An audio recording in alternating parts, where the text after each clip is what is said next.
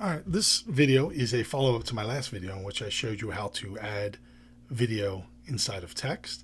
And in this one, I'm going to show you how we can make this text reflect down here for just a cool effect that you may want to add. So first thing you want to do is let's go back to our main kind of project.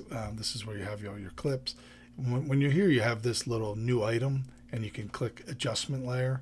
You can also do that from up here as well, but I'm just going to show you. You can click adjustment layer here and just hit OK to match the layers that you have. And I'm scrolling this down a little bit because I'm going to put it right above my text layer. And so that's good. And what we want to do now is we're going to go to our effects panel, and I had already done this. So searching mirror, and you'll get the mirror effect right here, which you can just drop right on your adjustment layer. Perfect. And then let's scroll down and find that. And what we're going to do is change the reflection angle to 90%. And there you go. You already have your reflecting text.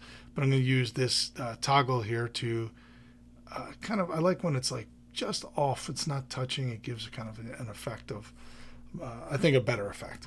So that looks cool by default, but I like to add more of a kind of a fading to it, a feathering.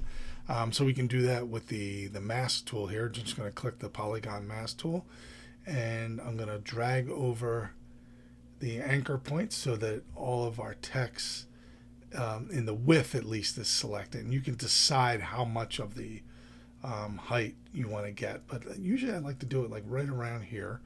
And now the last thing we're going to do is up our mask feather, and you can kind of see how that that gives a nice effect.